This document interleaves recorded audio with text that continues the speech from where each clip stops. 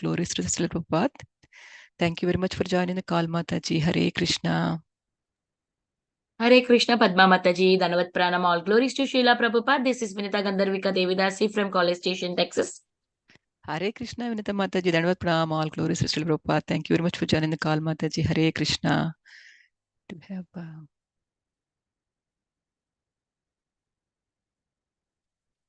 Hare Krishna Mataji, this is Manmohan from India, and all glories to Srila Prabhupada and all devotees, obeisances to all the devotees. Thank you so much. Hare Krishna, Manmohan Prabhuji. Please accept my humble obeisances. All glories to Srila Prabhupada. Thank you very much for joining the call, Prabhuji. Hare Krishna. Hare Krishna Mataji.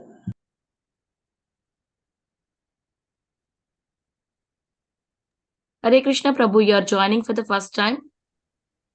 No, I have joined a couple of times before also, and Okay. I got this link from a friend of mine, and I think I joined the day before yesterday also. I think, yeah. Okay. Welcome, Welcome, Prabhuji. Prabhu. Please Hare join Krishna. us regularly. Yeah. If you could send me the link every day, is this the same link which would be working every day?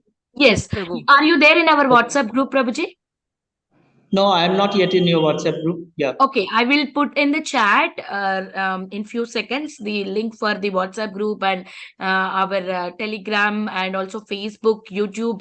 So we have different medias, so you can be connected with through that media. Yeah. Thank you so much. Thanks. Hare Krishna. Hare Krishna. Hare Krishna Mataji. Hare Krishna. Hare Krishna, Padma Mataji. This is Kamadeti Dasi from Baltimore. Please accept my humble obeisances. All goes to Srila Prabhupada. All Hare goes to Krishna. Maharaj and all the devotees. We are chanting very nice. Thank you, Mataji. Hare Krishna. Hare Krishna, Kamadki Mataji. Hare Krishna. Please accept my humble obeisances. All glories to Srila Prabhupada and all glories to Guru Gauranga. Thank you very much for joining the call, Mataji. Hare Krishna. Hare Krishna. Thank you, Mataji.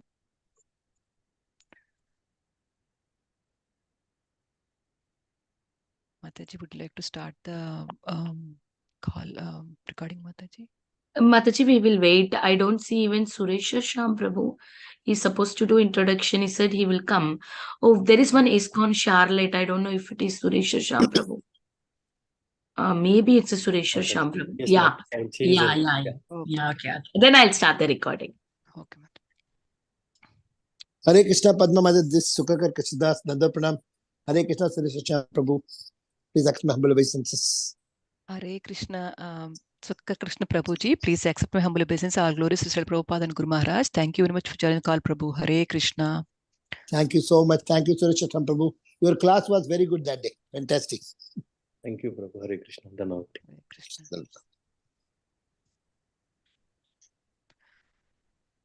Hare Krishna, dear devotees. Welcome to the Bhakti Sangha conference call. Today we are fortunate to have His Grace Sundarananda Prabhuji for enlightening us the topic of Srimad Bhagavatam 7th canto, 2nd chapter and 58th verse.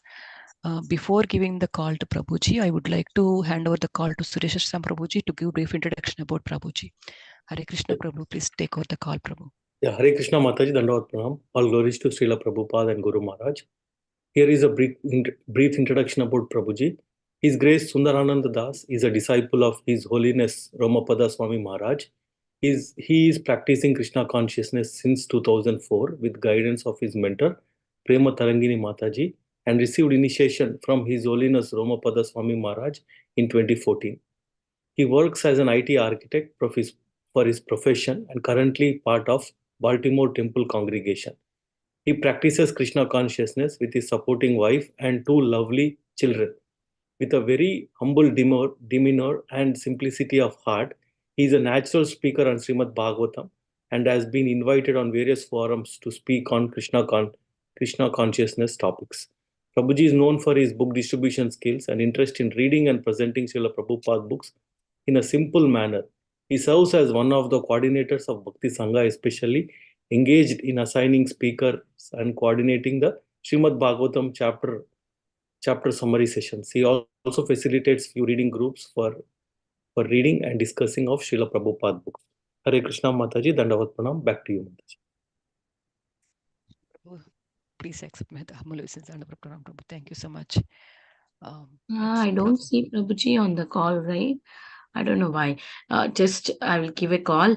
Before that, I just wanted to welcome Sadhvi Mataji, Mother Sadhvi Mataji. Yesterday onwards, Mataji is joining. Thank you, Mataji, for coming on to these calls and giving your association. We feel very fortunate to be in your association, Mataji. Thank you so much. Hare Krishna. Hare Krishna, Sadhvi Mataji, please accept my humble obeisances. All glories to Prabhupada. All glories. Hare Krishna. Thank you so much, Mataji. Please give your association every day, Prabhupada. Hare Krishna.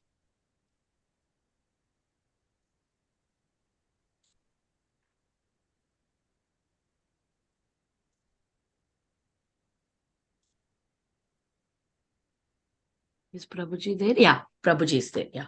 Okay.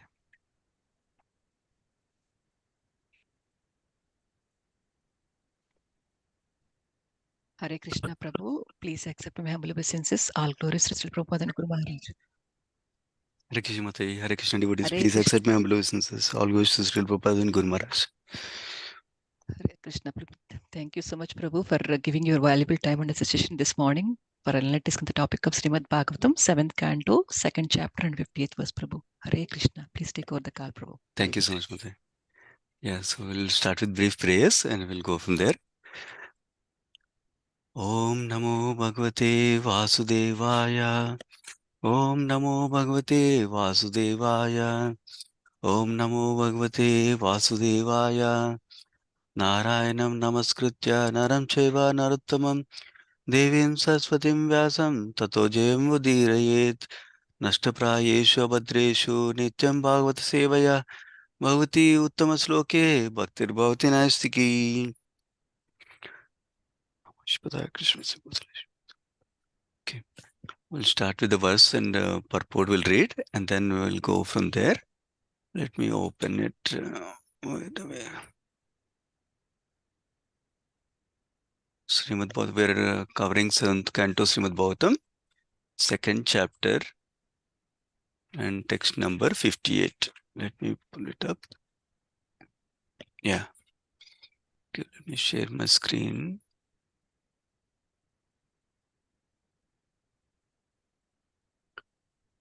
Okay, so today's verse, 7th Canto, 2nd chapter, 58th verse. Sri Hiranyakasipurvacha Bala evam pravadati sarve vismita chetasaha Natayo menire sarvam anityam avatotitam. Synonyms, word for word meanings. Sri Hiranyakasipu Vacha. Sri Hiranyakasipu said, Bale, while Yamaraja in the form of a boy, evam, thus, Pravadati, was speaking very philosophically. Sarve, all, Vismita, struck with wonder. Chetasaha, their hearts. Gnatayaha, the relatives. Menire, they thought. Sarvam, everything material. Anityam, temporary. Ayata Uthitam, arisen from temporary phenomena. Translation and purport by Sri Prabhupada. Sri Prabhupada ki jai. Hiranyakasipu said, while Yamaraja, in the form of a small boy, was instructing all the relatives surrounding the dead body of Suyagna, everyone was struck with wonder by his philosophical words. Okay, this is the first part of the translation. Okay, everyone was wondering. They could understand that everything material is temporary, not continuing to exist. Purport by Sri Prabhupada.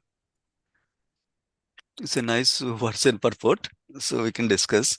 This is confirmed in Bhagavad Gita 2.18.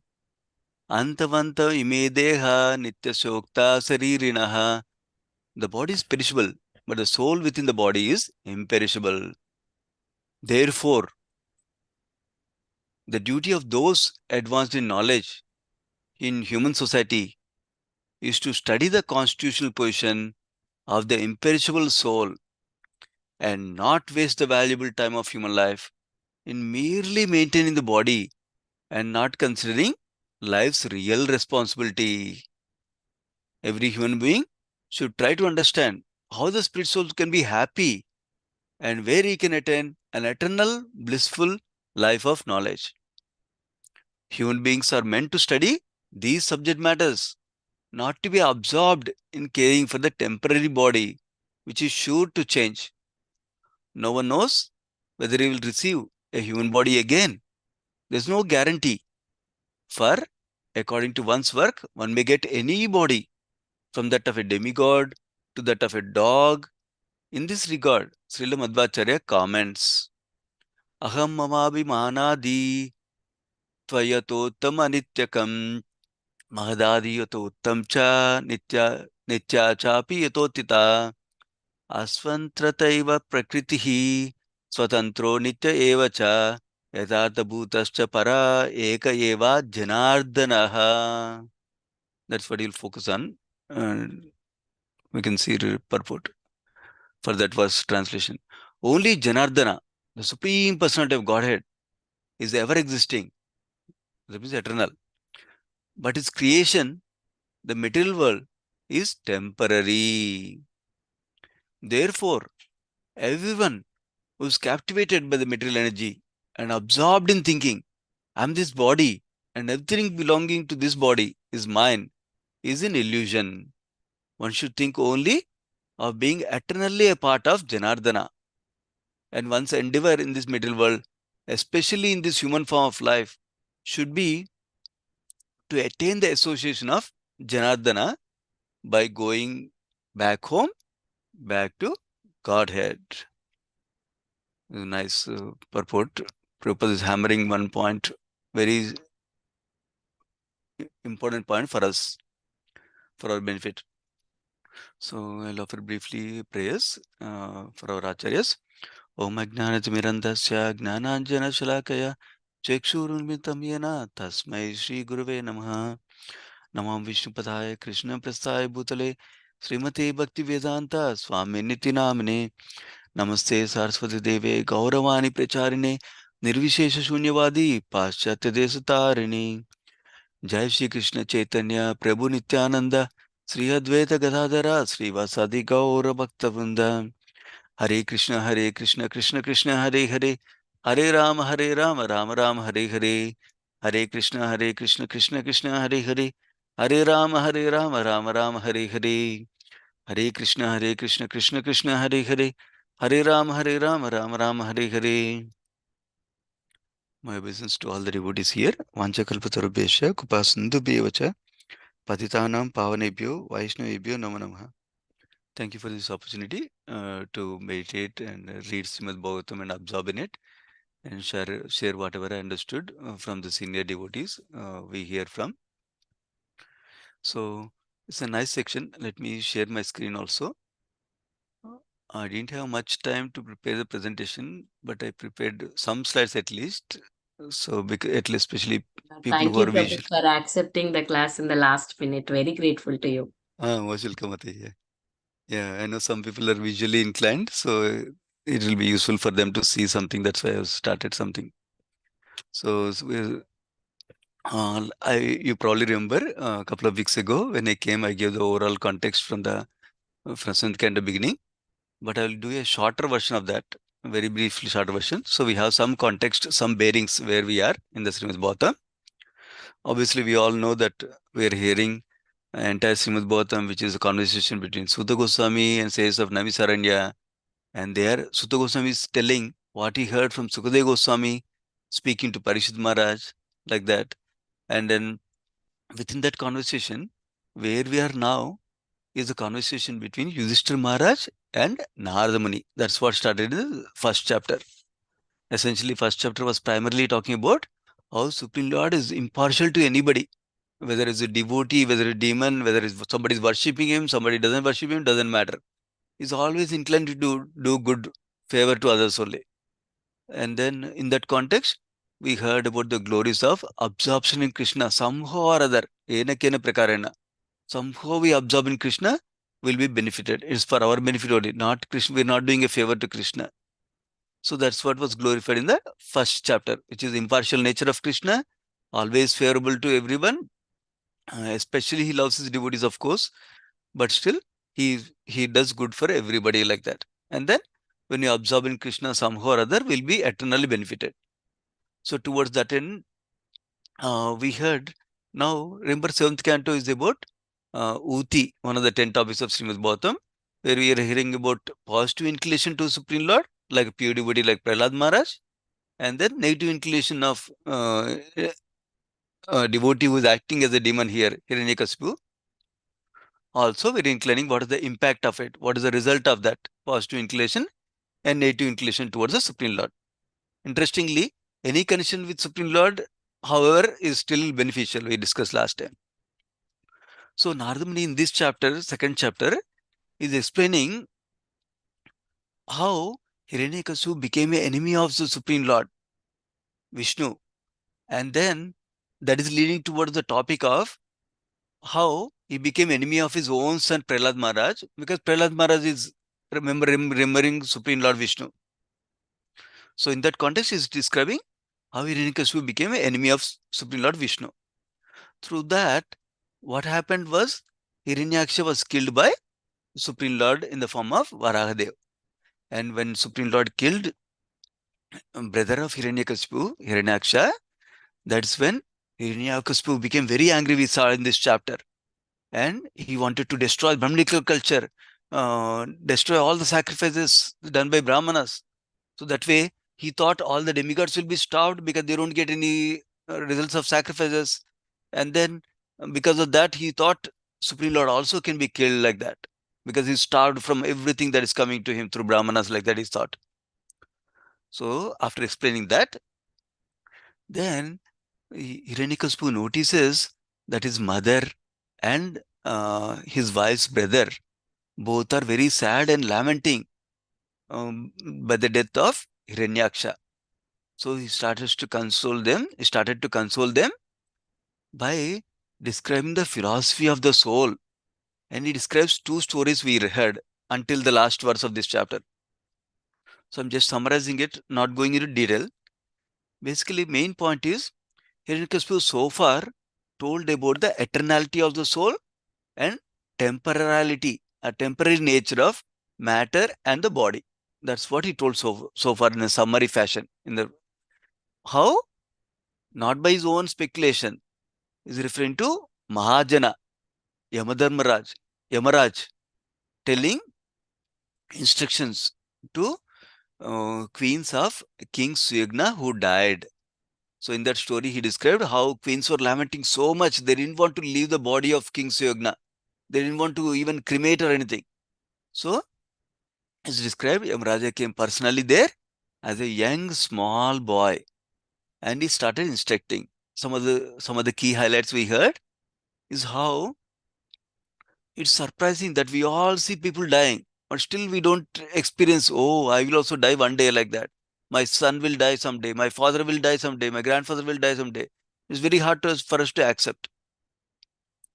And then he says, Supreme Lord will protect everyone like he's protecting in the womb. He'll protect everyone. He's competent of protecting everybody and destroying whenever he wants. He's very independent. So our duty is to surrender to him and seek his protection, like that he described. And then he says, Supreme Lord only gives the results in the form of super soul to everybody based on what they did in the past lives and this life also. And the key point he is conveying, which is repeated many times, is soul is different from the material bodies, and soul is taking different bodies depending on the desires we have, depending on the karmas we're performing, depending on the activities we're performing. And even though we're seeing the body, actual soul is invisible for us. So don't think that if some soul leaves the body, don't think that soul has also destroyed. Soul is always there. And actually, by the soul's own power and knowledge, we accept higher material bodies like demigod bodies and lower material bodies like animals, insects, birds, like that, depending upon our own activity, our own actions based on the knowledge that we have. So then he says, those who understand this knowledge that we are eternal soul and our relatives we are seeing are eternal souls, and they're not the body, they're just taking the covering of body currently. They don't lament, he was telling. And then when he told this whole story of King Suyagna, still he saw the queens were lamenting only. Then what do you do? Then he said, okay, let me tell you another story. That Yamaraja narrates this story also. Story of a Kulinga birds, where we heard, I'm narrating it very, very, very briefly. Basically, he says, where he heard two parent birds were taking care of their young child birds so nicely. But then, even after taking care of them so nicely, then they happened to die in the hands of a hunter. And then, after that, after seeing the children dying like that, then mother bird also lamented so much. And in that deep lamentation due to material attachment for the baby birds, it also got stuck in the net of the hunter. And then we heard about how father bird, who was so materially attached to all these children birds and also the wife bird, then he also started to lament so much that he lost his intelligence on what to do at that circumstance right now. So what did he do? He also was lamenting so much, the hunter killed him with his arrows because he was oblivious of the circumstance and surroundings and situation he was in. So that's so he also got stuck into the lamentation. So that is a Kulinga bird story he also expressed. Now continuing further. So Yamraja concludes that even if you lament for hundreds of years for your husband will not become alive again. That means no benefit is coming to your husband just because of your lamentation. One point. Second point is, even if you lament for so long, actually your lives will be finished in the meantime. So that means you're not achieving anything for your own benefit also. Neither you're benefiting the person who left the body, nor you're benefiting yourself also. So we heard. So that means when we understand this eternality of the soul, then we do something that is benefiting the soul that left the body, and we also do something benefiting us as eternal soul also. That is the essential conclusion Yamaraja made. So then this is when Sureshwar Sham Prabhu, he highlighted this last point from the Bhagavata Prabaha book by Gauranga Darshan Prabhu, where he writes this lesson for us. Even Hiranyakashipu, demons like Hiranyakashipu, know what is right, know philosophy, but they don't apply the philosophy in their practical life. Why is that so? Due to their false attachments or lack of piety. These are very important for us. False attachment means attachments on the material side. And then attachment for prestige, attachment for name, attachment for fame, attachment for enjoyment, attachment for family members in terms of they need to take care of me, I want to take care of them, like that. Only materially taking care of them. Other lack of piety, or other terms, sukruti. When we don't have enough sukruti, then we cannot apply the knowledge we are getting also.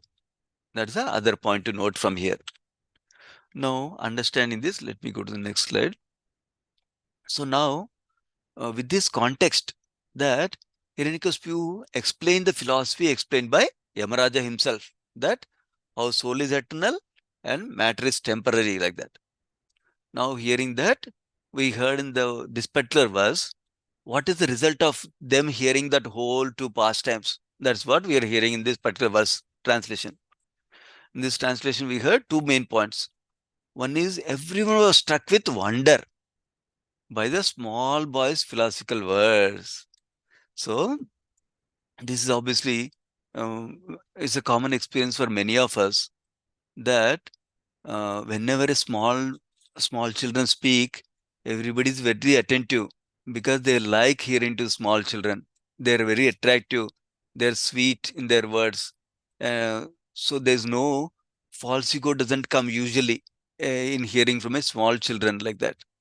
So that is one aspect. And the second aspect is when that same small children speak some philosophy, is very astonishing and is very wonder producing. Wow, a small boy knows so much. A small boy speaking such a wonderful philosophy like that, that causes wonder in people also. Yeah. So that is the first aspect of the translation we are saying. Second aspect of the translation is they all could really understand the philosophy. What is the conclusion of that philosophy that Yamaraja shared, which is shared by Hiranyakashipu in this context? That everything material is temporary and it will not exist permanently. That is the other conclusion they understood. This is a very important conclusion also.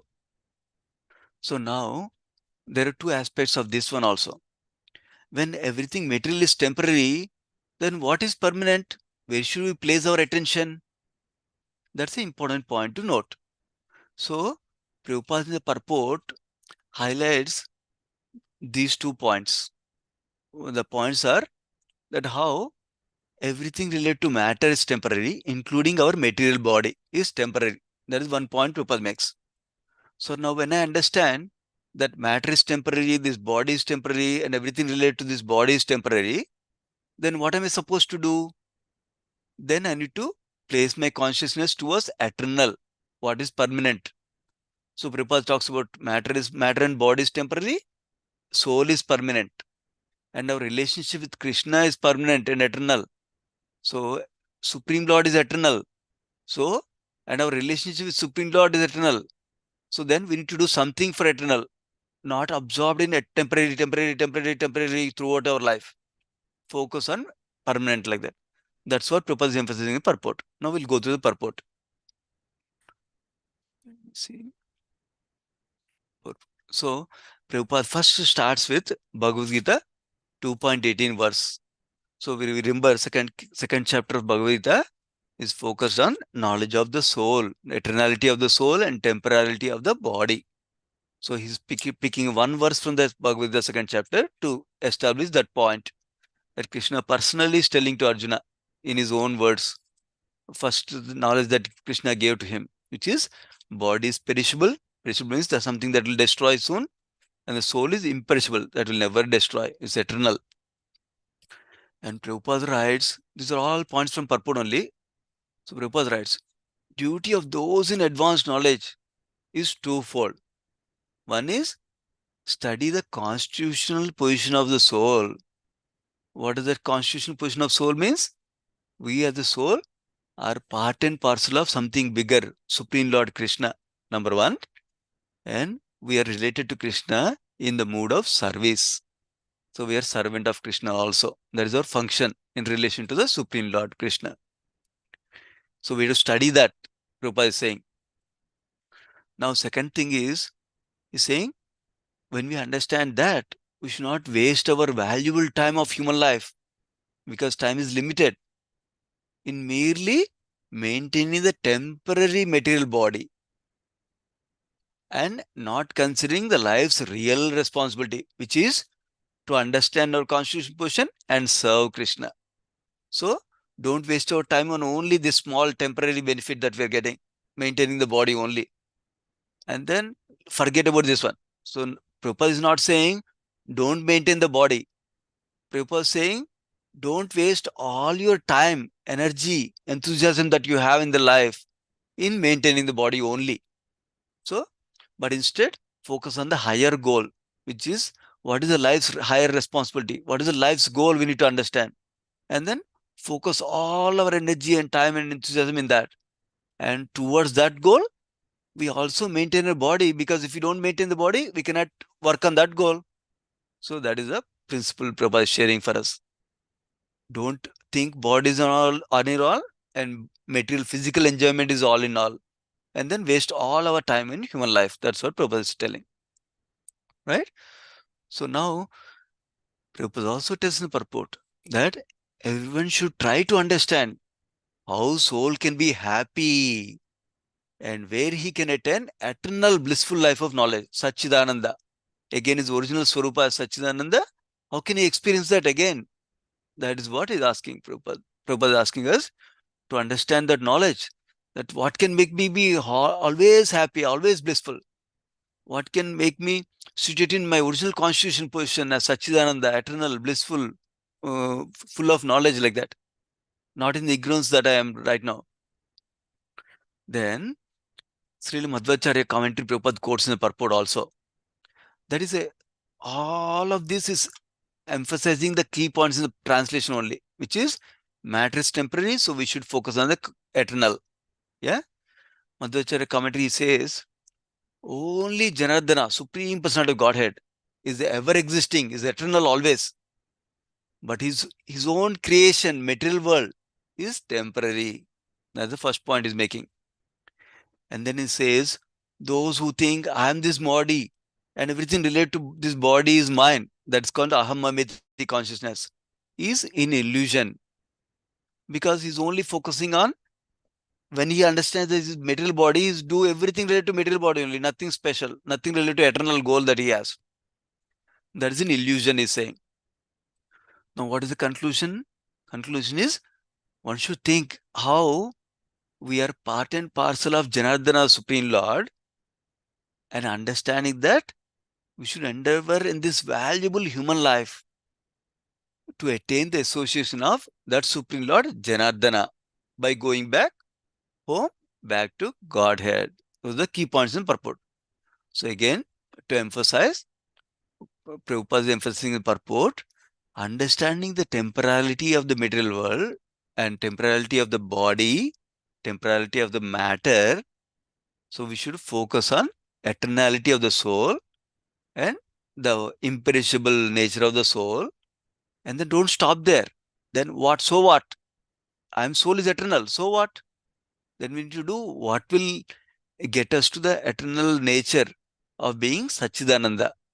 That can be understood by understanding our constitutional position in relation to Supreme Lord and then engaging in bhakti towards Him so that we can go back to the same position of pure devotional service towards Krishna in the eternal spiritual world. That is what Prabhupada is essentially telling us in the purport for us.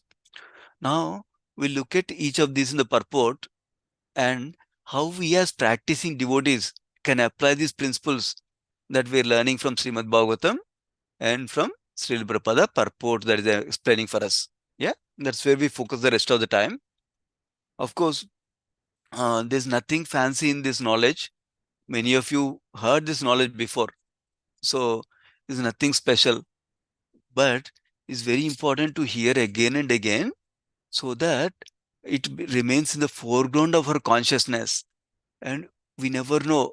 Krishna's mercy will come by somebody saying something, one particular word, one particular sentence, one particular class might help us by Krishna's mercy to make a big shift from a temporary, struggling through temporary, to the blissful knowledge of eternal and understanding the aim of life, goal of life, and then striving toward this life.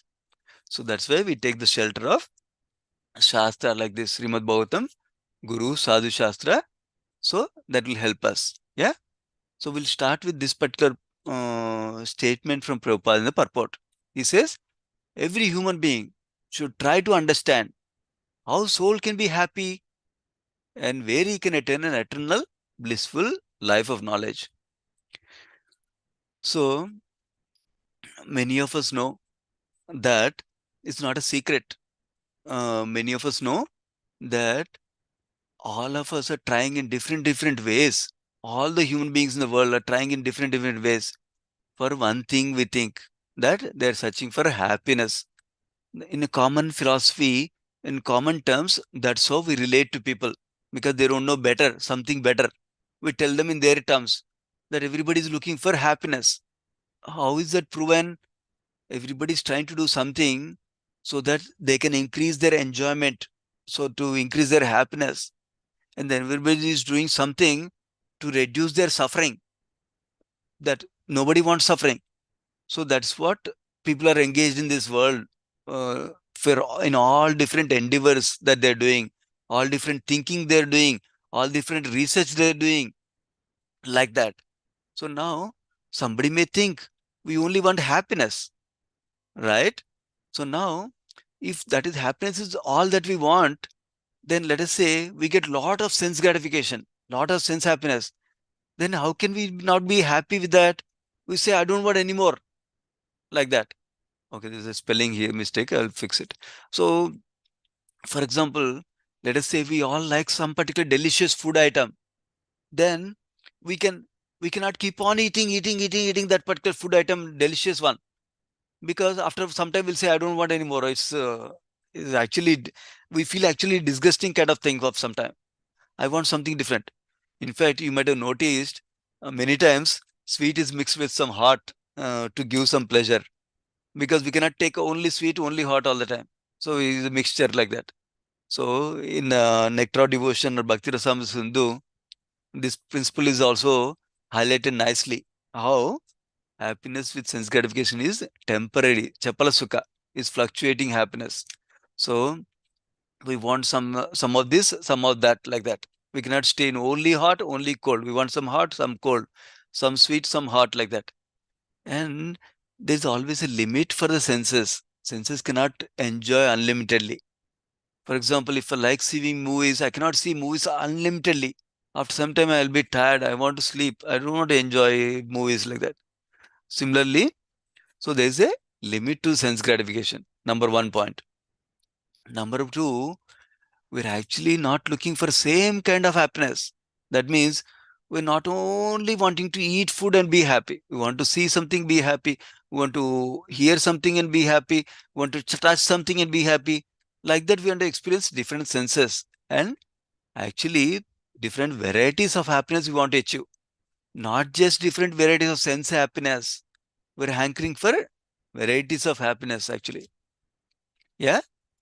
And then actually, for example, we are actually, I was thinking about one example. Let us see.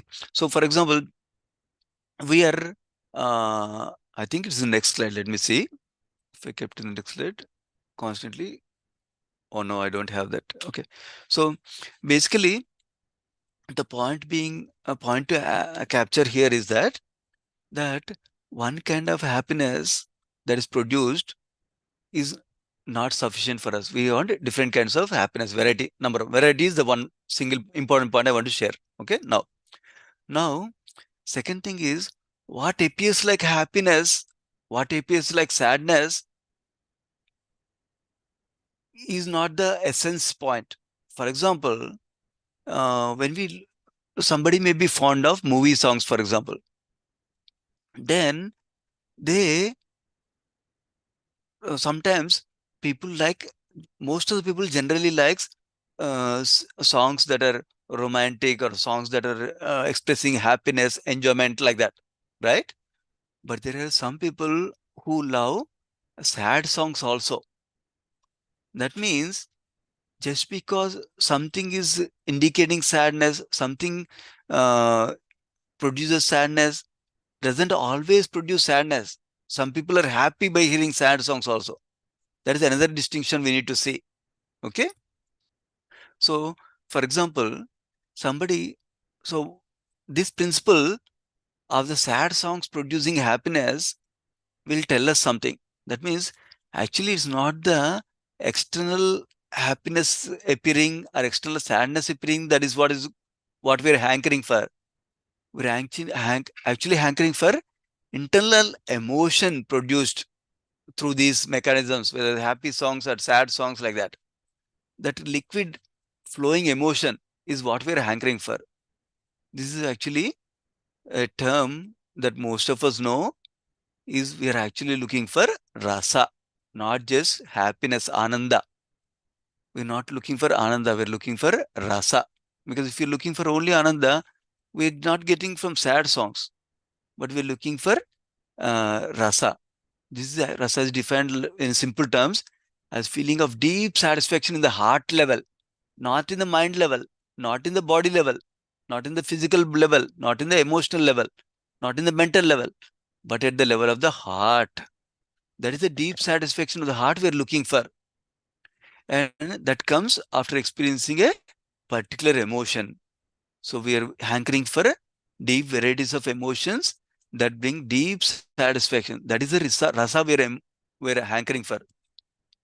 Many of us know rasa in different languages mean juice, like mango rasa, mango juice, like that, am rasa, like that. So we do get different flavors. Somebody has some comment? Mistakenly unmuted, Prabhu, muted. Okay, sure. Yeah.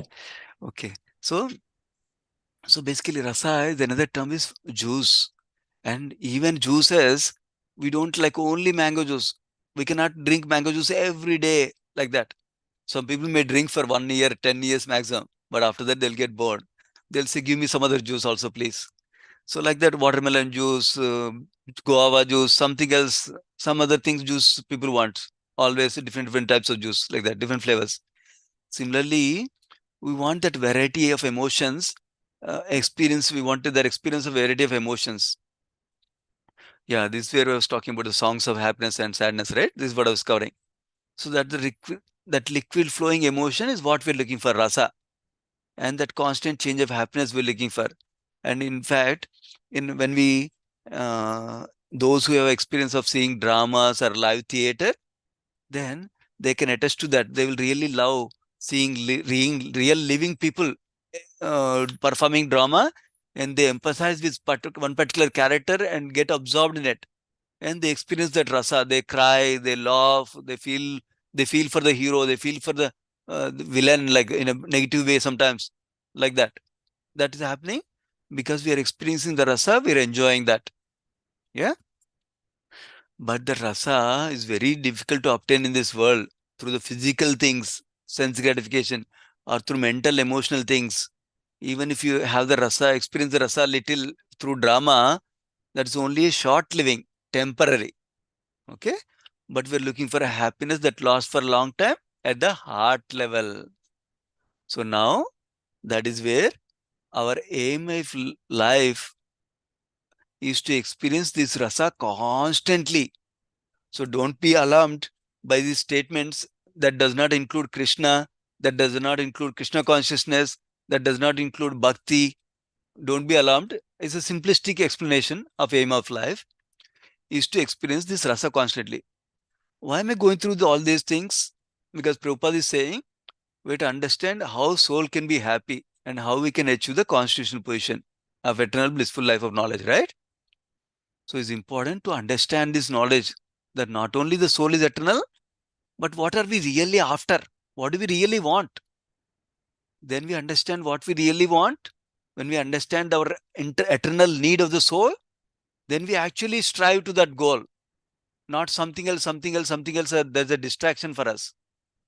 So when we really understand our need properly, actually, Bir Krishna Goswami Maharaj in North Carolina, he tells this empathic communication seminar.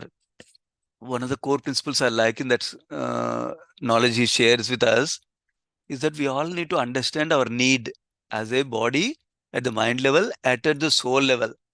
When we understand our need, he says, we can find the right strategy to fulfill that need, he says.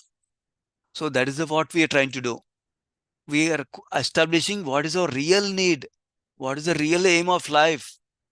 Then we can strive properly to achieve that need nicely. That means we'll find the right strategy.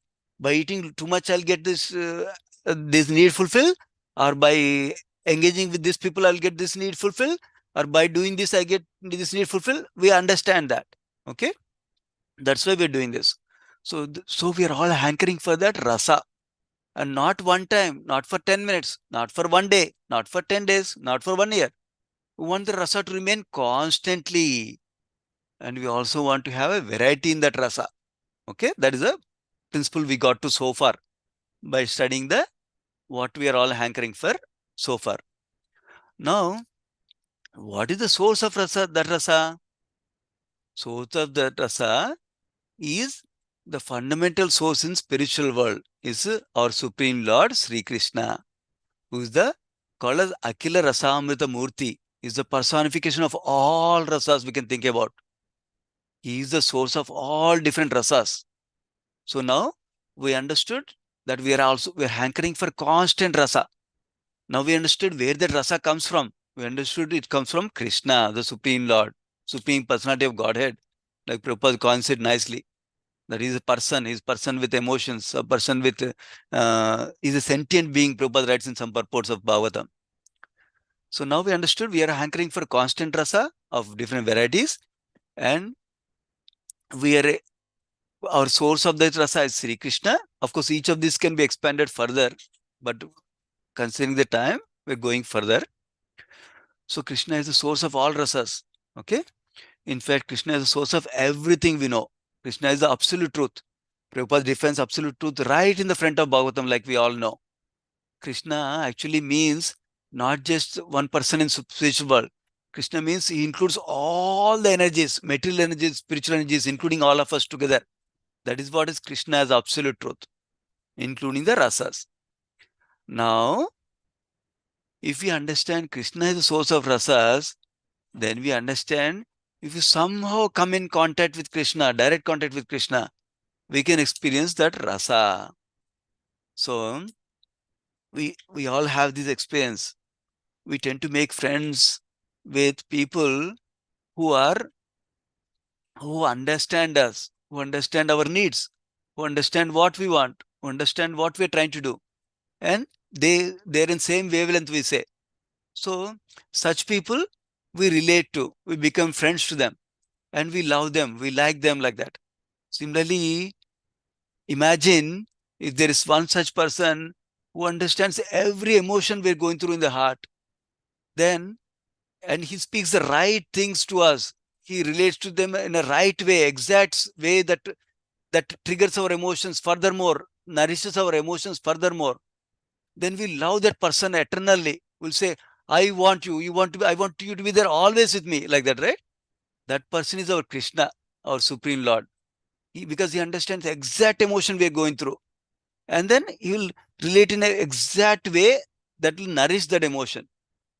In fact, in Sri Chaitanya Charitamrita, we hear about this practical experience happening. Sri Chaitanya Mahaprabhu has few of the eternal associates like Ramananda Rai, like Sarvabhauma Bhattacharya, and Swarup Damodar specifically is a very close associate. Swarup Damodar and Ramananda Rai. These two personalities had some specific service to do. What was their specific service? They understood the heart and emotions of Lord Chaitanya Mahaprabhu, and they nourished that emotion. In fact, we hear this from again Bir Krishna Maharaj, empathy communication also, where he talks about one aspect that is very important for our relationships also, where let us say somebody is trying to grieve, somebody is trying to feel bad. We don't say don't feel bad, don't feel bad.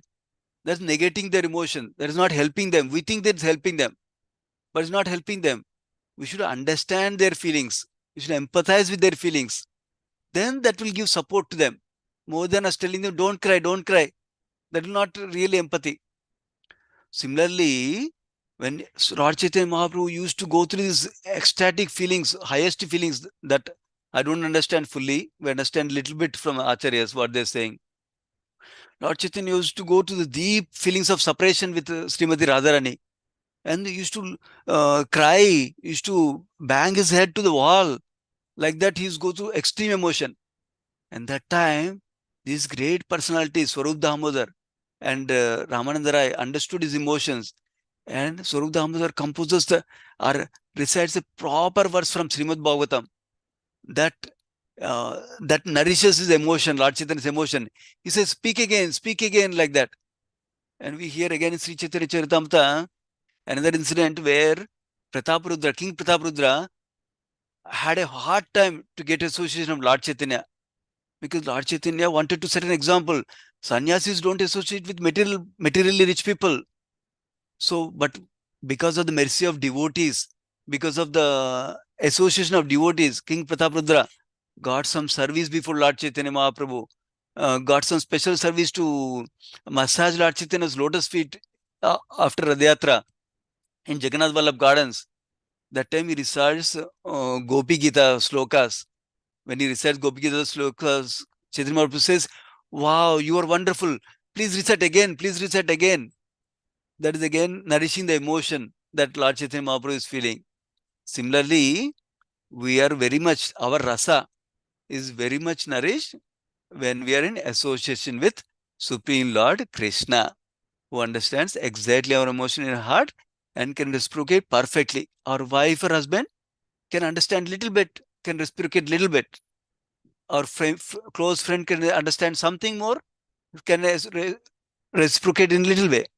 But Krishna can reciprocate unlimitedly with each and every one of us in a perfect way that nourishes our emotion and rasa with him. To be eternally blissful. This happiness is ever growing also, our acharyas describe. Not just happiness that is limited, small, but is ever growing, growing, growing, growing. There's no limit to that happiness. So now we understood we're all hankering for this constant rasa. And we understood the source of rasa is the Supreme Lord Krishna. And we understood this Krishna is capable of reciprocating, giving us that rasa, reciprocating with us in a proper way that will keep on giving this constant rasa. We understood. Now, the way to engage and attain that rasa with Krishna, that relationship with Krishna, awaken that relationship with Krishna, is by performing bhakti yoga, devotional service. By practicing devotional service, we can again attain that rasa with Krishna that we're all hankering for.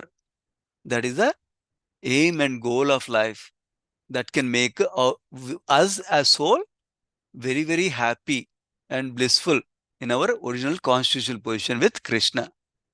So far, we understood one statement of Prabhupada that tells us how we are a spirit soul, we're part and parcel of Krishna, and we're all seeking for constant rasa, and that rasa can be found by engaging in bhakti with Krishna.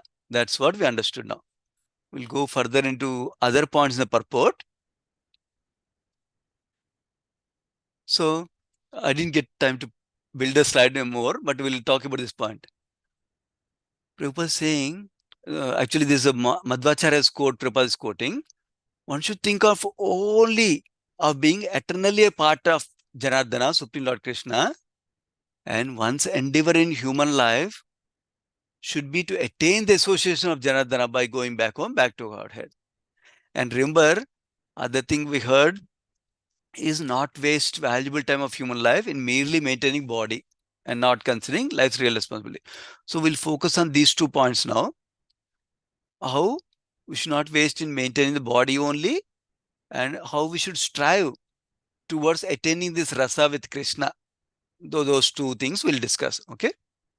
So now, for anything, so we'll talk about the principle level and we go to the practical details, what we can do as practicing devotees. At the principle level, for us to do anything, we need to understand why we should do it. We should be motivated to do that. That means we should always work on the why before what, my Guru Maharaj constantly tells us. Work on why, understand why, then we can what and how will follow easily. Okay. So we should, in the devotee life also, many times we get lost in the what and how I should chant, how I should read, how I should hear, how I should go to temple, what I should do, like that. Those are important, but not the most important. The most important is why I should do it, why I should go to temple, why I should chant, why I should hear, why I should read Srimad Bhagavatam, why I should attend Srimad Bhagavatam every day. What is it doing to me? How will it help? So that why is very important for us in our life. So when we solidify that why, then that gives tremendous motivation for us, tremendous inspiration to move forward in whatever we're doing. So in that understanding, that is why Srila Prabhupada gave us a wonderful program. Of many devotees call it a sandwich program. Doing our devotion service, so direct devotion service in morning and evening. Even though unfortunately we need to spend so much time in the middle of the day, earning money, doing this, taking care of that, like that. But if we protect this morning and evening times that we have for direct devotion service is called. Remember, Prahlad Maharaj talks about 9 forms of devotion service. Shravanam, Kirtanam, Vishnu Smaranam, like that, starting with hearing, chanting, remembering Lord. So we do those direct devotion service in the morning and evening. That's so we can solidify our why and solidify our determination, solidify our enthusiasm, solidify our confidence in Krishna and bhakti, like that. Yeah. So to do those, so one of the things we need to know is when we hear Shastra, when we associate with devotees, especially pure devotees like sadhus, when we associate with them, we actually gain their aspirations, we gain their confidence, we gain their determination, we gain their enthusiasm. It's not the knowledge we're getting from pure devotees. Knowledge can come easily. What we're getting is their heart. How they're so confident that Krishna is there. How they're so confident Bhakti will give them the goal. How they're so confident the devotee association is so valuable. How they're so determined that no matter what, we should stay in devotee association. How they're so determined, all they want is service to Krishna. That is what we learn when we hear from pure devotees. So that's why in our life, we should always have this sadhu sangha in our life. Sadhu sangha we're getting primarily from scriptures like Srimad Bhagavatam. When we're reading Srimad Bhagavatam purport, we're associating from greatest to one of the greatest sadhus, our Srila Prabhupada. So that opportunity we should never leave. Reading Prabhupada books gives us the association of pure devotee. That gives us aspirations in our heart. So notice, when we get the aspirations in our heart, desires in our heart, that will drive the action later on. That's why we focus on every day to have sadhu sangha. That is coming through reading Srila Prabhupada books and hearing classes, especially from pure devotees, like for example, Prabhupada classes, Prabhupada disciples classes, like that. There is no substitute for them. We should hear from them regularly. Of course, this doesn't mean we don't hear from peers like me. For example, I'm not so advanced. But what is the benefit of hearing from peer like one of you, or somebody even who doesn't know as much as you, who is not so as advanced as you? Is we hear their perspective, their struggle in devotion service themselves also. And then we hear how they are experiencing bhakti in their life at a smaller level also.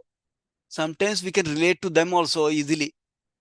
For example, when somebody is saying Krishna is the Supreme Lord, how we are enjoying bliss in chanting the holy name. Pure devotee may tell, we should always chant nicely, because when we chant, we are experiencing the sweetness. But I don't experience sweetness. I cannot relate to them sometimes. So then, but when somebody is telling me, oh, you know what? I chanted for 10 years. Suddenly what happened is my light bulb went away. I started understanding Bhagavatam. I started understanding Bhagavad Gita. But 10 years ago, I was not understanding Bhagavatam. Oh, really? Oh, then this process works. This guy didn't understand anything, but he's understanding many things now. Oh, it works for me also. Like that, we get the faith and confidence from other devotees when we hear from other devotees. Not necessarily from classes, by associating with them, by talking to them. That also gives. But this doesn't replace the importance of sadhu sangha. Sadhu means very high level. Not generally we say sadhu sangha means devotee association.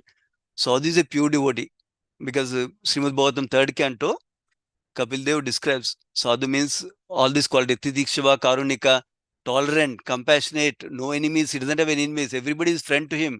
Is well-wisher to everybody. Is a paradukka dukhi. Like that, high qualities are there. Not many of us are qualified for that. So that's why we should get that sadhu sangha regularly. That is one way to understand the why and stay motivated and enthusiastic. That is first principle I want to share with you. In terms of practically working on this level, understanding how matter is temporary and how we need to strive towards constitutional position of soul.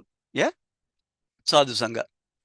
Now, when we are motivated fully, then we understand. What do we need to understand? Okay, you said associate with sadhus. Then what are we supposed to do in sadhu association? We're supposed to see how they're speaking, how they're making signs with their eyes, how they're making signs with their hands. Is that what we're supposed to see? No. Are we supposed to see, oh, he did this. One day he gave up the job and he joined ISKCON. So I should also do that. Is that what we are supposed to learn? No. What we are supposed to learn is principles from them. Principles of how they got attracted to devotional service. What helped them to get attracted to devotional service?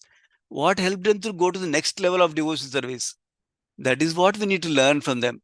Principle level, not the detail level to imitate. So that's another principle to learn from Sadhu Sangha, what we need to do. Now,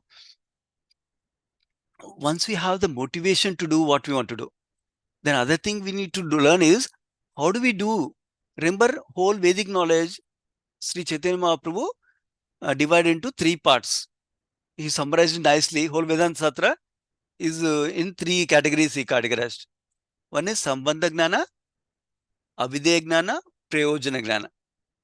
Sambandha Gnana means understanding our relationship with Krishna and everything in relation to Krishna. That means commonly this is described as a triangle or a tripod.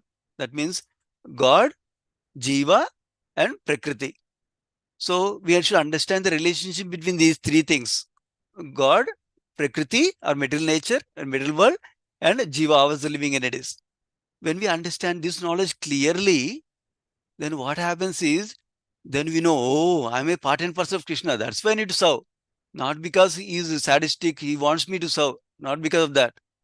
And if I engage with matter, I will only be, I will only go into bondage. I will keep on taking birth and death. Birth and death is material world. But if you engage with Krishna, I can go to the eternal spiritual life of bliss. So we get this knowledge, Sambandha Jnana, from sadhus and guru and shastra.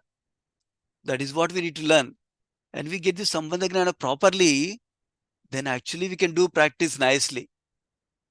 Meaning, for example, I want to chant nicely. We hear about chanting nicely, chanting attentively, chanting from the heart.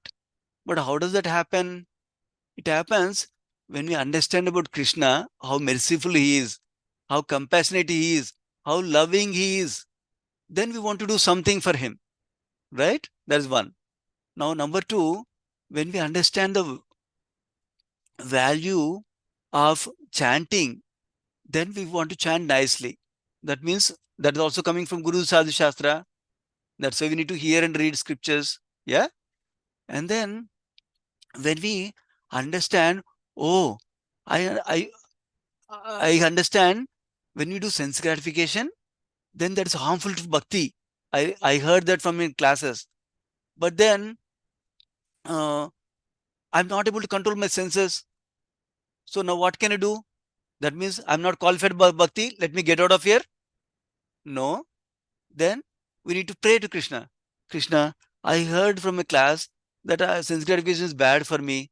It's only causing destruction. But I cannot get rid of this sense gratification. Can you please help me, Krishna? Like that we can pray. Then when we're chanting, what does chanting from heart mean? We pray to Krishna. Krishna, I heard so many times from so many people, so many sadhus, sense gratification is nonsense. But I cannot leave it. What to do? Can you please help me, Krishna? In that prayerful mode, we can chant. That means this is one example of an obstacle in devotional service that we want to get rid of so that we can progress in Krishna consciousness. But how did we get the understanding that is an obstacle? By associating with Guru Sadhu Shastra. How did we get the aspiration that I want to get rid of this one? That also with Guru Sadhu Shastra. Otherwise, I was thinking, wow, this is so nice. I love it. I'll keep enjoying. I'll do a little bit of chanting every day. I'll enjoy also. I'll chant also. I enjoy also, chant also, like that. But when we associate with sadhus and gurus and Shastra, we get this impetus, that sense of urgency, that I need to heat up. I need to increase the volume of my devotion service, intensity of my devotion service. That is what we get from Guru Sadhu Shastra. That means we need to hanker. We need to be eager to get that mood from them, eager to get that principles from them, so that we can increase our intensity of devotion service. So that way, so now when I'm talking about one example of devotion service with right Sambandha Gnana, we explained about how chanting from the heart we can do by understanding, by developing aspirations of obstacles, removing obstacles, by wanting to remove obstacles, and then we pray for that while chanting. One thing I mentioned. The more important than removing negative things in our heart, removing negative things in our practice of devotion service, more important is to develop positive attachment to Krishna. That is more important for us. In fact, that goes first compared to removal of negative things in our devotion service or our practice of devotion service. So to develop positive attachment to Krishna, again, Guru Sadhu Shastra association will help us about Krishna's loving nature, like that. Especially Srimad Bhagavatam we are reading every day. Yeah, that is one.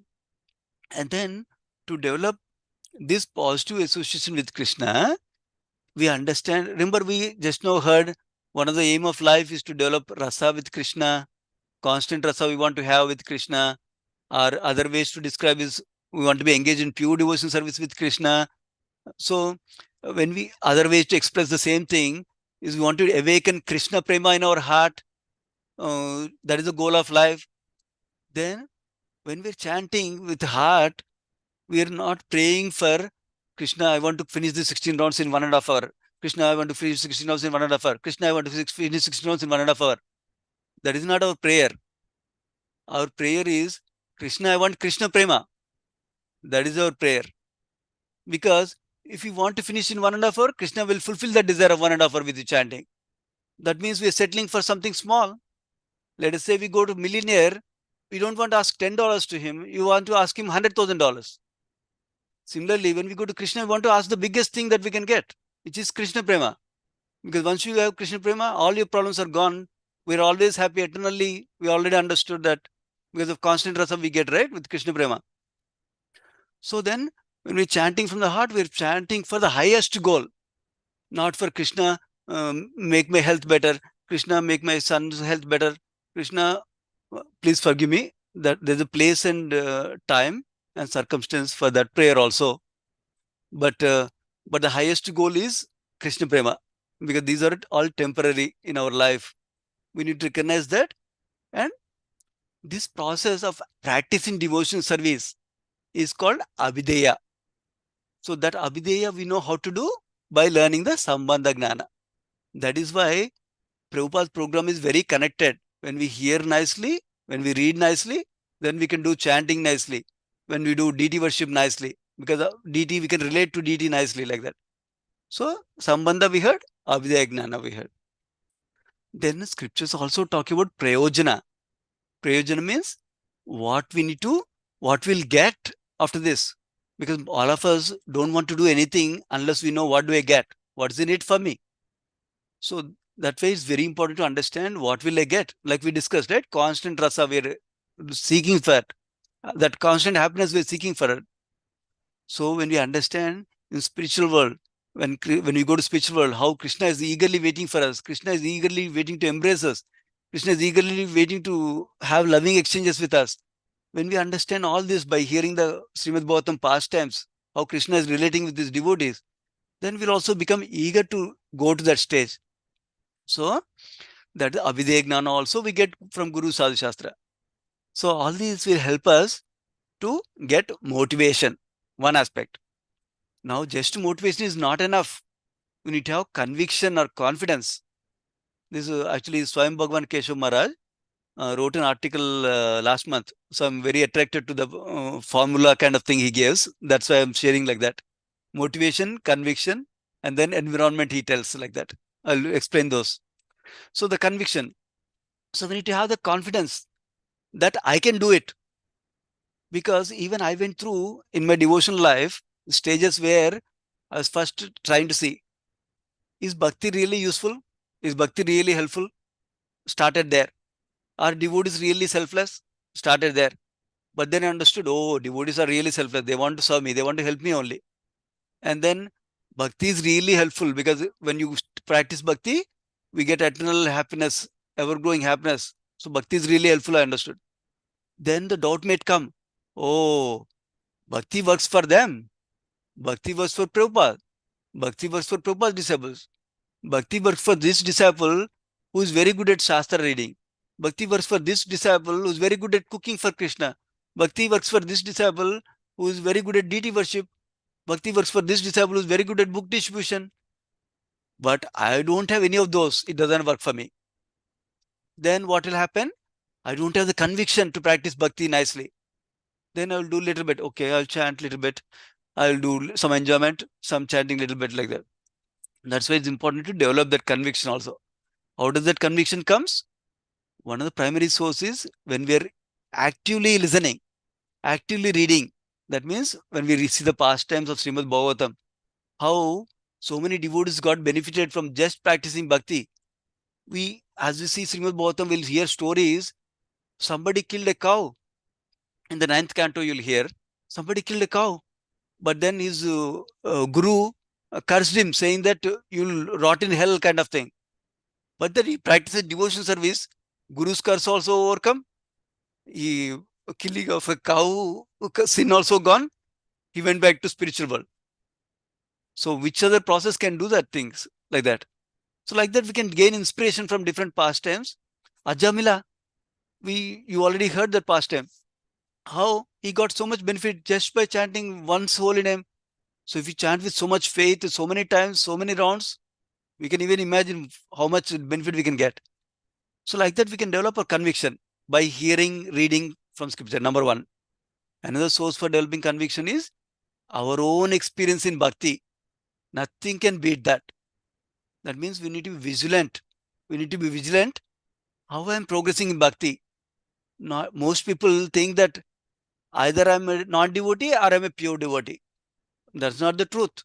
We're all becoming a pure devotee. We're all practicing pure devotion service. We're going through grades of gray before we go to white, from black to white. So we need to recognize that. Oh, earlier I wanted to go to movie every day. Now I want to go once a week. There is a great improvement. Every day, earlier I want to go movie once a week. Now I want to go once a month. There is great improvement. That's possible not because of my greatness. It was possible because I'm chanting, because I'm doing devotion service. That's why I got the strength to do that. That when we recognize, oh, wow, I can also be purified. Then let me do it more. Then I will purify fast. Like that, we get the conviction. Now, we talked about motivation, conviction, and then environment. I'm very motivated. I have confidence now that I'll do it. Now, I need to protect my environment to have the favorable environment and go away from unfavorable environment. That is what will help me to practice bhakti nicely. This can also we can elaborate a lot. But remember last class I told you about anukulasya sankalpa pratikulasya varjanam. That means accept things favorable for bhakti and reject things unfavorable for bhakti. That's the principle we follow. When we have this principle in mind, Krishna will give the intelligence, what is favorable, what is unfavorable. You don't even need to ask anybody else. He will give you the intelligence to do that properly, nicely. As long as we have desire, I want to accept favorable, I want to reject unfavorable, Krishna will give you the intelligence. You keep praying to him. So that means we're in a devotee association most of the time, and we're careful about any non-devotee association. That is the main principle we need to capture in our life. Then everything else will follow. Of course, we can elaborate a lot, but it's already 8:30. Yeah, basically to summarize, what I was telling is this verse is talking about how matter is temporary, this body is temporary. So don't invest too much time in body, or things related to body. Understand soul is eternal, soul is related to Krishna, we're a servant of Krishna, and we're constantly hankering for constant rasa to enjoy with Krishna. And that will come with bhakti. So when we understand that, we spend maximum time, energy, enthusiasm in bhakti instead of spending maximum time in non-devotional activities related to body, maintenance of body, like that. Yeah. So when we understand that, then we talked about some practical ways, how to develop motivation, how to develop conviction, and how to guard our environment to practice bhakti nicely, so we can achieve the goal for sure with Krishna's mercy. I'll pause here for any comments or questions anyone has. Of course, there's so many different directions you can go. Many of you know this knowledge already, but it's a reminder for most of us. Thank you so much. Hare Krishna. Hare Krishna, Prabhu. Hare Krishna. Such a wonderful, very practical things to how we can, in easily understandable way, how we can put this in practice and do it. Thank you so much, Prabhu. Hare Krishna. Dear devotees, Prabhu, you have time for some questions, Prabhu? Yes, Mataji, sure. Yeah. Oh, wonderful class, Prabhu. Thank you. I see some raised hands. Sukakar Krishna Prabhu, please go. Hare Krishna Prabhu. Dandavad Pranam Prabhu. Hare Krishna, Sundarananda Prabhu. It was really fantastic. You went practical. Each and every step by step you went, and how to get to know what is matter, what is soul, what is temporary, what is permanent, and slowly you went, and you came up to the level of pure devotional service. So wonderful path, Prabhu. I think everybody should hear this every week once, so that after 1 month they will know where they stand. Thank you so much, Prabhu. Thank It's you, a Sukar practical Prabhu. class. Come again and again, Prabhu. Hare Sure. Krishna. Thank you, Prabhu. Hare Krishna, Prabhu. Preeti Vilasini Mataji, please go ahead, Mataji. Hare Krishna Prabhu. I don't have any questions, but then thank you so much for giving this beautiful framework. It was so nicely organized and easy to follow, with a lot of practical examples on how to implement this. So thank you for weaving this together so nicely, like starting from how we are frustrated in this world, how love for Krishna is the actual source, actual thing that we should be hankering for, and then how we develop it slowly, gradually. Of course, there is no question of non-devotee and fully pure devotee. We are all practicing, we're all trying to be there. So it was a very nice reminder that we have to be practical and still aspire, and the goal is achievable. So thank you so much. Thank you so much for showing us this ladder, step by step, how we progress. Very grateful for your classes, Prabhu. Please come more often, and I hope you come more often. I think last time itself, some of these slides we were unable to cover because of lack of time. I hope some of that content was covered today. So thank you so much, Prabhuji. Hare Krishna. Yeah, thank you for the encouragement, Mataji, and also opportunity. Hare Krishna, Mataji. Prabhu, Hare Krishna, especially that the motivation and conviction and the environment thing is very, very wonderful, Prabhu. Very practically. Hare Krishna. Sivakumar Prabhuji, please go ahead, Prabhu, with your questions. Thank you, Prabhu. Hare Krishna. Hare Krishna. Thank you. Hare Krishna, Prabhu. Dhanavad pranams to you. Prabhu, one question from today's class, Prabhu, on the relationship that you talked about. I just wanted to understand, Prabhu, some of the friends who are associated for a very long time, Prabhu, after they know that I am into bhakti, a little serious way in life, they kind of they start keeping distance. So I just wanted to hear from you, Prabhu, does that mean the relationship was fully based on sense gratification, that there was no element of love in it? Is something which is very hard for me to understand, given the amount of time that I have spent with some of them, Prabhu. Yeah, Hare Krishna, Sivakumar Prabhu. A very nice practical question, Prabhuji. Yeah, thank you, Prabhuji. So one of the always we start with principles and we go to the practical details. So one of the principle I learned over the time is that all or nothing thinking is not helpful for us in our life. That means we should never think that there's no love at all, or there's a complete love also. Is always, most of the time, it's a mixture like that. That is one principle I want to share with you. That's a psychological principle also. All or nothing thinking, they call it, is a distorted thinking like that. So back to your question, that means all our friends who spent so much time with us, who did so many things for us. I have many of the friends like that, but now they're distancing themselves. So how do we understand that practically? Do they not have any love, or is all based on sense gratification like that, right? So the way to understand that is always is a mixture.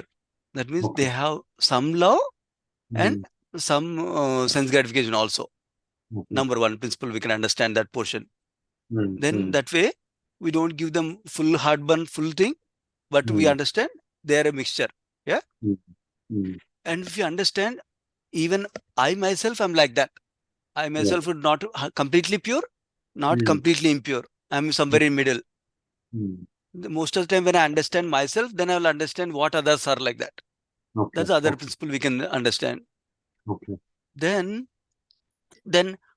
because most of us, including me, most of us are not completely pure. That's why we're not situated on the pure love platform only. That is why I have some sense gratification tendencies. I have a lot of selfish tendencies, for example, right now. That's why even in bhakti, I'm thinking, what will I get? If I do lamp to Krishna, what will I get? That is my current condition. So similarly, most of the people unconsciously, unfortunately, they're not thinking, oh, I want to get something from him. I want to harm him to get something from him. They're not thinking like that. But unconsciously is coming out because of the impurity that they have. So that is why our bhakti process is so wonderful that it helps us to purify slowly I don't know if you have the experience. Many devotees have this experience. Hmm. Initially, they pray, Krishna, make me happy. Hmm. Their prayer is only that much. Hmm. Then slowly, as they advance in bhakti, they'll pray, Krishna, make my wife happy, make my Hmm. children happy. Hmm. And their advanced bhakti some more, they'll Hmm. think, Krishna, make my Bhakti Rusha members happy. Hmm. Then they'll pray, Krishna, make my ISKCON temple branch in Baltimore happy. Hmm. Then they'll pray, please bless all the ISKCON devotees to be happy. Hmm. And their advance, please bless all the living beings, somehow get them closer to you. Hmm. Hmm. So that is the beauty of bhakti. Because people are not practicing bhakti, they don't get that selflessness like that. That is Hmm. another principle we can learn, Prabhuji. Hmm. Hmm. And another thing is that they people don't know how to process when Hmm. somebody is is aspiring for one goal and I'm aspiring for another goal. Hmm. So it's okay for two people to have different goals and still be friends to some extent. Hmm. But because the goals got changed, Hmm. they cannot do same activity that they were doing before. That will contribute to different goals now. Hmm. Hmm. Earlier the goal was same. Both are doing for sense gratification. Yeah. Yeah. Now my goal is sense gratification. Other person goal is to do bhakti. Hmm. Hmm. So I cannot process that. So Hmm. that's why opportunities to do things together also is reduced now. Hmm. Another thing is most people are scared to try something new. Hmm. They understood 99% of the population is doing this. Hmm. They're very comfortable. Oh, if 99% of people are doing, I'm doing the best thing. Hmm. Because most people don't want to process. Is this good or not? Is this good or not? No. 99% of people are doing this good. Hmm. Unfortunately, they settle for that thing. Okay. So now they have internally doubts. Oh, that means this guy is going to bhakti, he's not doing the right thing. But even if I tell, he will not listen. Hmm. So now they're slowly detaching from that. They're thinking that, oh my God, he's messing up his life. But what to do? I cannot tell anything. They're thinking they're doing the greatest thing. Hmm. And we are messing up our life. Hmm. Hmm. So that's where the distance starts to go in my understanding, Prabhuji. Of course, Hmm. there are a lot of many factors going towards it. Hmm. But how do we process it from our side is important. Hmm. Why they're behaving is one aspect. Hmm. How do we deal with it? How do we process it is important. Hmm. Hmm. Our understanding is they want to do the best they can in their current knowledge, current experience that they have, with the current well-wishing capacity they have, which is limited. Hmm. They're doing their best way to understand. Then we don't feel bad for them. Number one. Then number two, we understand that they're not able to understand this highest knowledge, even though that is available through books and classes. Then we feel compassion for them. Oh my God, how they're not able to get it like that. Then third thing, important thing is we should develop equal or better friendships with the devotees on the other side. Then that way we are not lacking something that we are getting in the past before. Because one of the drawback I saw sometimes a practice of bhakti, immature practice of bhakti leads us is we don't have any friends, we can't talk to anybody, we can't share our heart to anybody. Because we think devotees means we should only talk Krishna Katha, nothing else. Which is also emphasized in many classes that we should talk in relation to Krishna. But still there is a scope for close friendships where we share heart to heart our problems and in a way we can connect with each other and grow in bhakti together.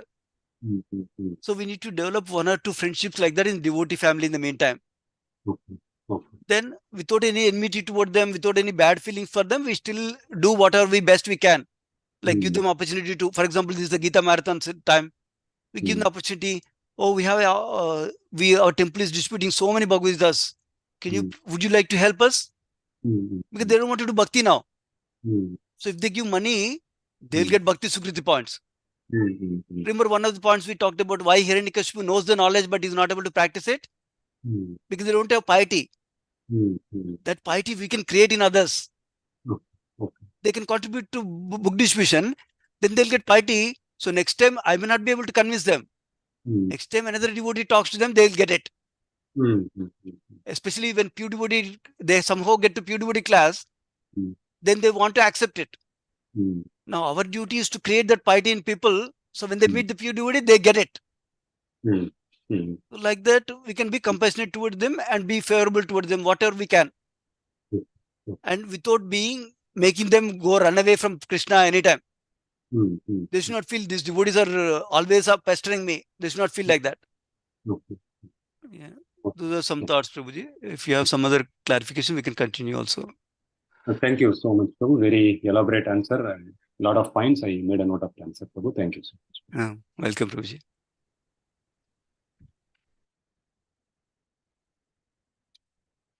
You're on mute, Padma Mataji. Or I cannot hear. Let me see. Others can hear? Okay, no. I think it's my problem. Okay. Hare Krishna, Prabhu. Thank you, Prabhu. Manmohan Prabhuji, please go ahead and ask your question, Prabhu. Hare Krishna. Hare Krishna Mataji. Hare Krishna Sundarananda Prabhuji. Hare Krishna, And Prabhuji. it was just such a nice talk you gave and very practical, and it was very enlightening also. I just have one question. Like you talked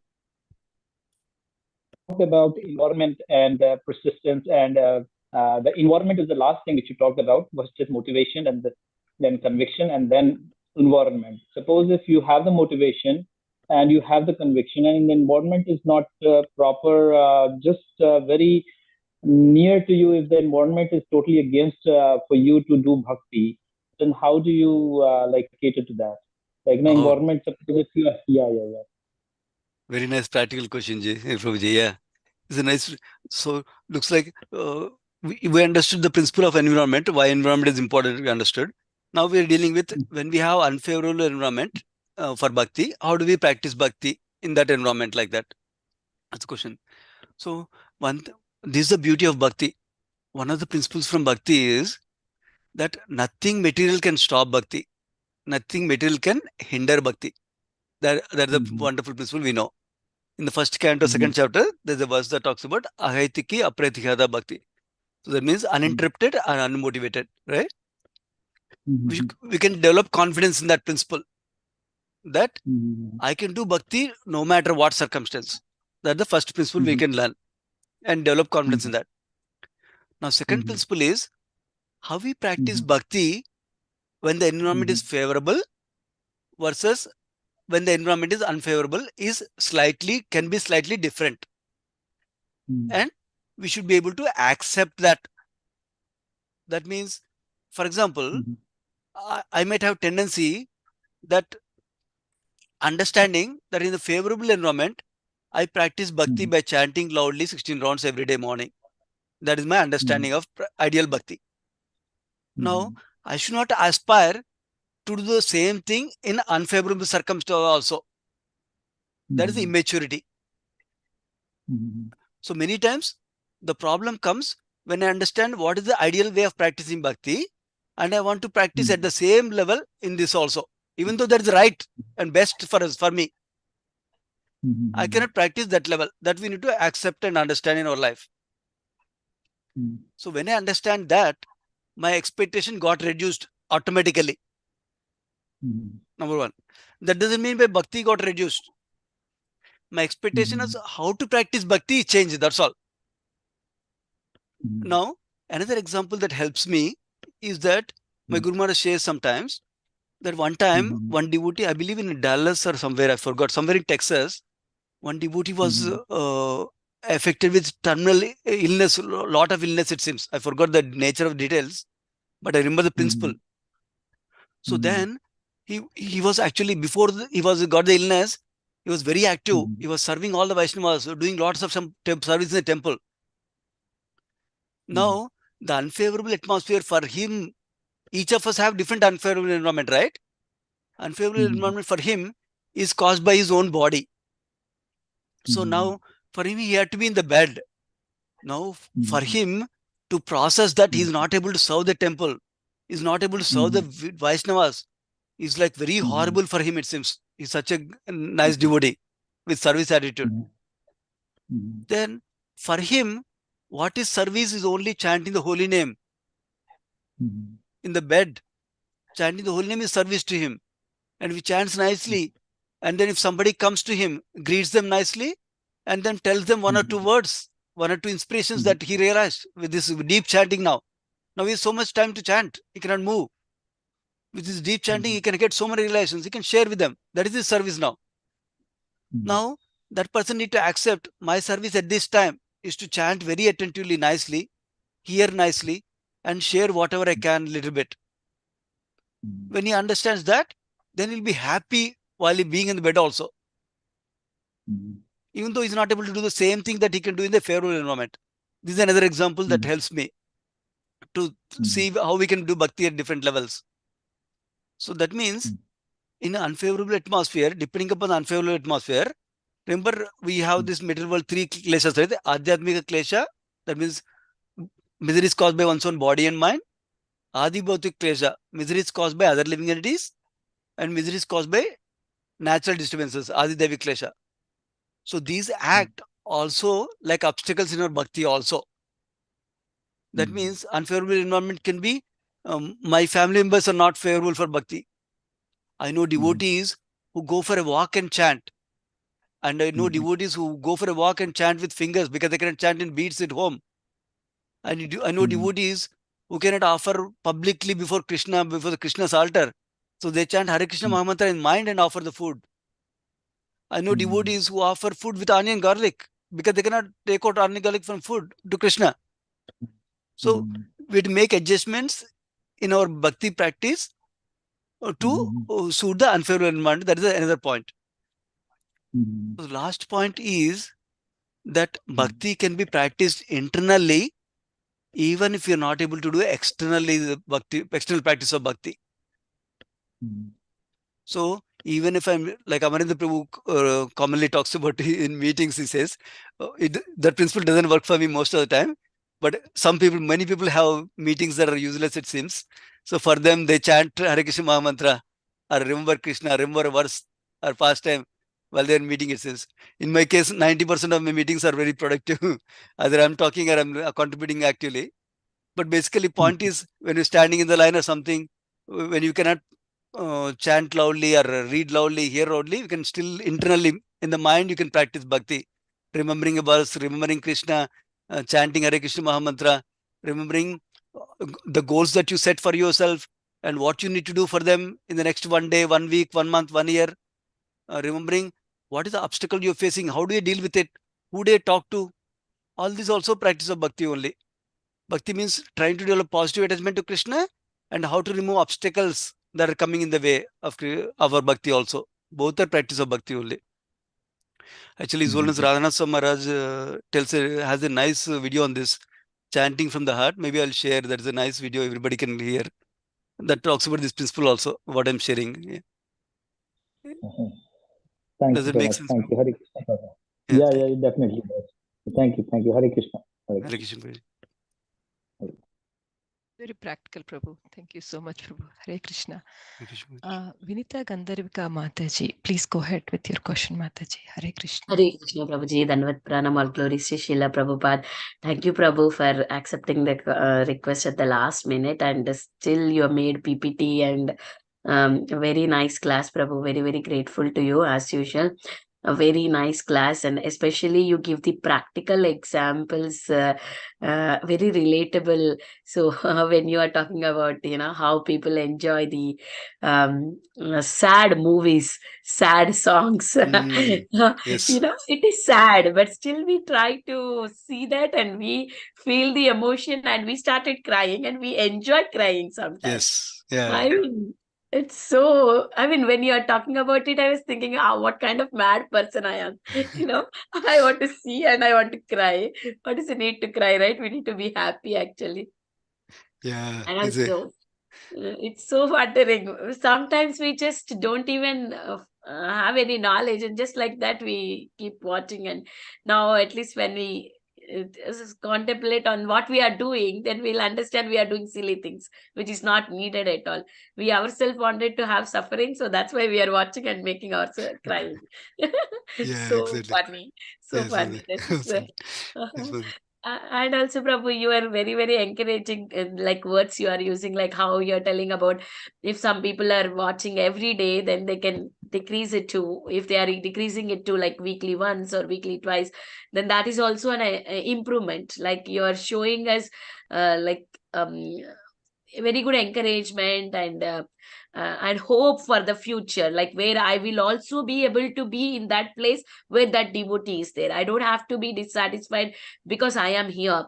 I'm not able to be there. I will be trying one step at a time. I will be there one day. That gives us a lot of encouragement, Prabhuji. Thank you so much. Very grateful to you, Prabhu. As usual, always your classes are very nice, Prabhu. Hare Krishna. Thank you, Mataji. Hare Krishna. Yeah, everything is what I hear from devotees only. Yeah, like I mentioned in the last slide, that movie songs about sad movie songs came from Hari Parshad Prabhuji, one of the class he gave for the youth. It was a wonderful point. I also liked it. So thank you, Mataji. Thank you, Prabhuji. Hare Krishna. Hare Krishna. Krishna Prabhu, very, very practical and always encouraging and very, very humble. Even people, even after so many times, I'm talking about myself, so many times, so many instructions, but still I am such a fallen soul, but you still encourage me and help me grow in bhakti. I am so, so grateful, Prabhu. Thank you, Prabhu. Hare Krishna. Thank you, Mataji. Hare Krishna. You are making hopeless people to become hopeful. Yeah, because that is my experience, Prabhuji. Yeah, I was hopeless. I am hopeful now. Thank you. Yes. So humble you are. Thank you, Prabhu. Hare Krishna. Thank you, Prabhu. Hare Krishna. Dear devotees, any questions? Anybody has any other questions? I don't see any raised hands.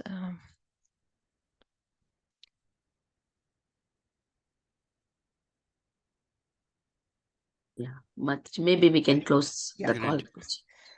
Vancha kalpatarubhyascha kripa sindhubhya eva cha patitanam pavanebhyo vaishnavebhyo namo namah. Anantakoti Vaishnava Vrinda ki jai. Srila Prabhupada ki jai. His Grace Sundarananda Prabhu ji ki jai. Jai ho! Thank you so much, Prabhuji, for a wonderful class. Hare Krishna. Thank you. Nityananda, Gauranga. Jai Jai Shri Radhe Jai Shyam. Jai Shri Radhe सबको Shyam. मिले वृंदावन धाम. Hari Hari. Lalita माता Thank ji you. Deenbandhu प्रभु की जय हो. Jai Jai Lalita Mataji Jai. and Dinabandhu Prabhu. Thank you so much, Mataji and Prabhuji. Jai. And thank you I so feel much, happy Mataji, seeing for them. bringing Sadhvi Mataji to the group. We are very grateful to you. Lalita Prabhupada Mataji. disciple. Hare Krishna. So nice, Yeah. so nice. Hare Krishna, Radhe Thank you, Radhe. Vinita Mataji. Haribol, Haribol. Radhe Hare Radhe. Krishna. Hare We'll meet Krishna. tomorrow. Haribol. Jai Closing the Jai call Shri is Radhe Jai Shyam.